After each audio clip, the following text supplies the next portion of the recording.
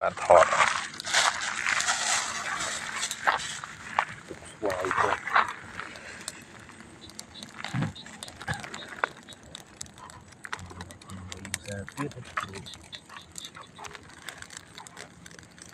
đã xoay quá sạp xoay đã trâu lắm chả tịch suốt tích tạm tịch nữa lụ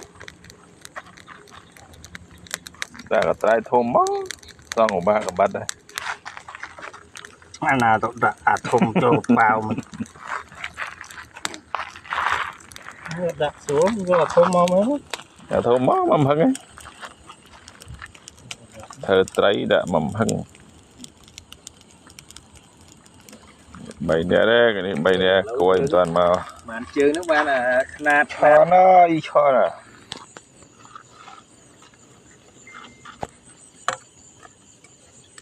cho nó mí rồi mì hở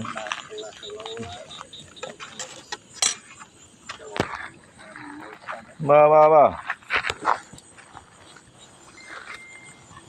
đi mà lâu